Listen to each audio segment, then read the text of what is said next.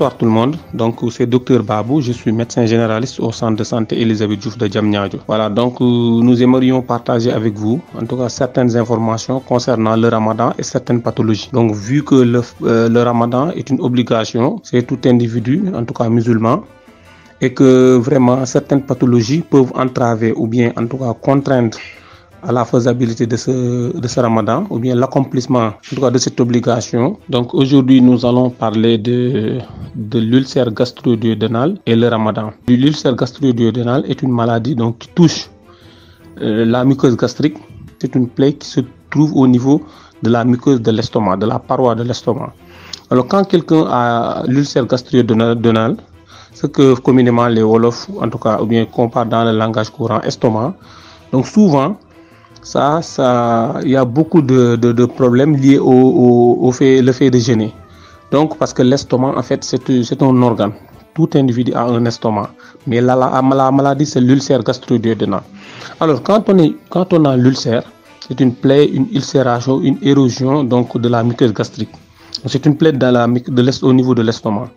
Donc si on a une plaie au niveau de l'estomac, souvent dans le traitement, il y a ce qu'on appelle les mesures hygiéno-diététiques. Parce qu'il y a de ces maladies, le traitement, ce n'est pas seulement les médicaments. Donc le traitement, il y a les médicaments, mais il y a ce qu'on appelle les mesures hygiéno-diététiques. Et sur ces mesures hygiéno-diététiques-là, il y a le fait de ne pas manger des aliments acides, le fait de ne pas manger les aliments trop salés, trop amers, mais aussi de ne pas avoir faim longtemps. Autrement dit, de ne pas rester longtemps sans manger. Alors, quand on nous dit que, communément, même sans le mois de Ramadan, une personne qui est ulcéreuse, qui a un ulcère, ne doit pas rester longtemps sans manger. Donc, regardons au mois de Ramadan où nous allons rester plus de 14 heures de temps, ou 15, voire même 16 heures de temps sans manger. Donc, certaines personnes ne vont pas tolérer donc, cette maladie par rapport en gênant. Donc, alors, ce qu'il y a lieu de faire, c'est expliquer un tout petit peu qu'est-ce qui pourrait en tout cas atténuer ou bien diminuer en tout cas par la survenue ou bien l'aggravation de cette maladie liée au Ramadan. Alors, donc, ça dépend parce que, bon, souvent, il y a de ces patients qui demandent au médecin est-ce que je peux jeûner, est-ce que je ne peux pas jeûner. D'ailleurs, même aujourd'hui, presque j'ai reçu une panoplie d'appels, une panoplie de messages, WhatsApp et SMS de mes patients qui me disent que souvent ils sont diabétiques, souvent ils sont hypertendus, souvent ils sont ulcéreux. Donc, ils te disent est-ce que docteur, je peux jeûner ou non. Mais là, c'est l'appréciation d'abord du patient. Celui qui est malade ou bien celle qui est malade, c'est à lui d'essayer pour voir est-ce qu'il peut ou bien est-ce qu'elle peut jeûner ou non. Maintenant, s'il commence à jeûner ou bien elle commence à jeûner et que ça ne va pas, c'est là où vraiment le médecin peut lui dire que parce que aussi, bon, même si le fait de jeûner est une obligation, mais la santé avant tout. Je pense que, bon, je ne suis pas imam, mais sûrement il y aura des imams ici. Donc, je ne pense pas que tout ce qui peut en tout cas contraindre ou bien engager le pronostic vital d'une personne. Donc je pense que bon, même si ça fait partie des obligations d'une religion, je pense que on peut s'en dispenser. Alors donc pour revenir à nos moutons, comme on le dit, donc l'estomac, l'ulcère gastro-duodénal, il y a de ces facteurs aggravants. Le stress fait partie des facteurs aggravants. Comment dirais-je, le fait de prendre certains aliments comme les chélateurs, thé, trop fort, café, le stress, voilà, mais aussi de rester longtemps sans manger, autrement dit la faim, accélère la maladie.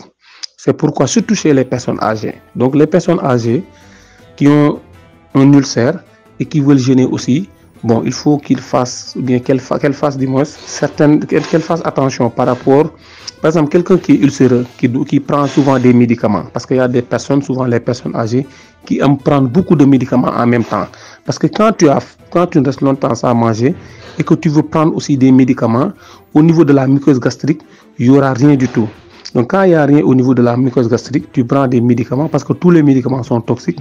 Une fois que les médicaments arrivent au niveau de l'estomac, la toxicité de ces médicaments va toucher la plaie et ça déclenche la douleur.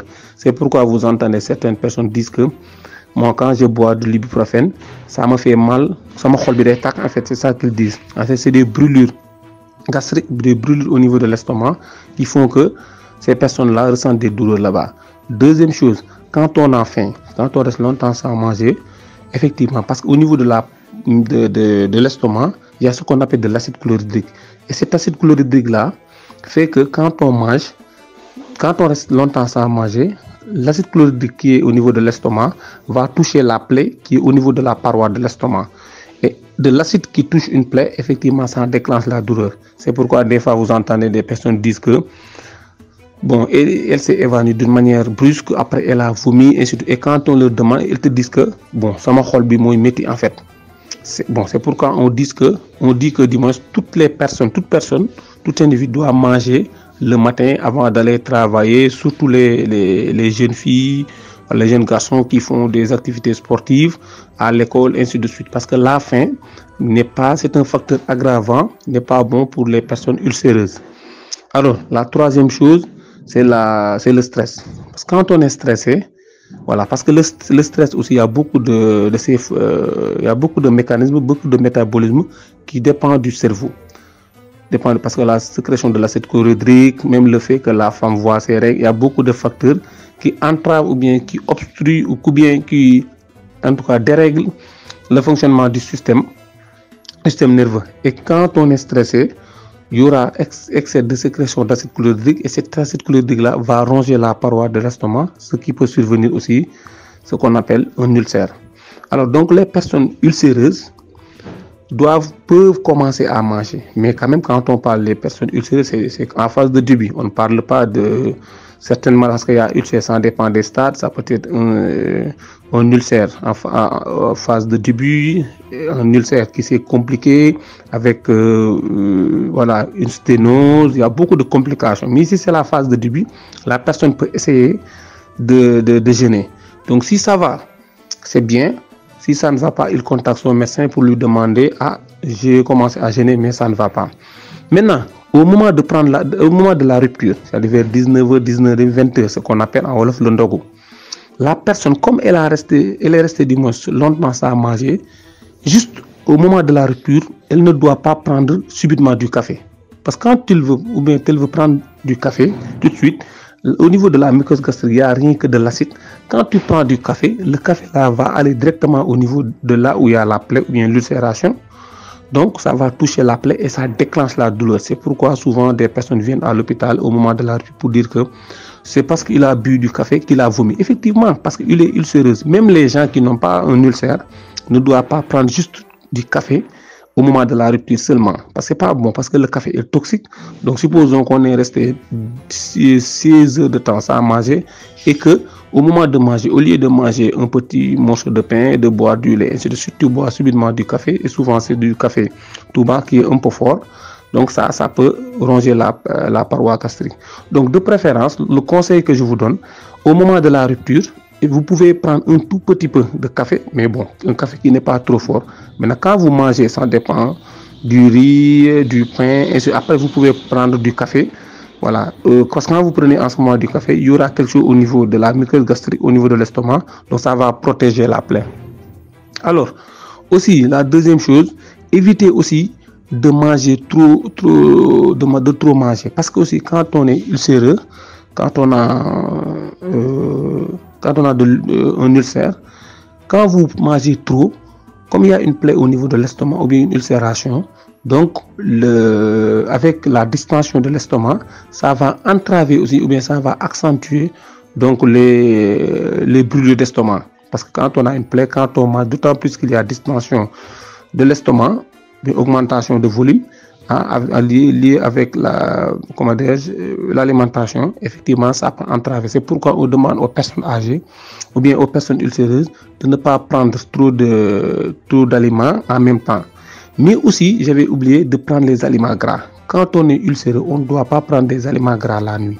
Parce que souvent, les personnes, parce que moi je prends référence à ce qui se passe dans notre contexte, les personnes qu'on amène à l'hôpital la nuit, souvent les personnes âgées te disent que ma maman, du coup, elle a commencé à vomir, ainsi de suite. Parce que elle a mangé sûrement peut-être je ne sais pas, du mafé la nuit, elle a mangé du soupe la nuit, elle a mangé en tout cas des aliments riches des aliments gras. Et ces aliments gras là aussi, quand ça touche la plaie, ça déclenche la douleur. Alors donc, en résumé, parce que bon, même une personne ce qu'on dit là, c'est les personnes ulcéreuses et les personnes qui ne sont pas ulcéreuses. En grosso modo, quand on reste longtemps sans manger, quand on mange, il faut commencer par les aliments, par les aliments qui ne sont pas acides. Bon, qui ne sont pas acides. Donc, comme par exemple le pain, voilà, le riz, voilà, ainsi de suite. Il y a beaucoup d'aliments qui ne sont pas gras.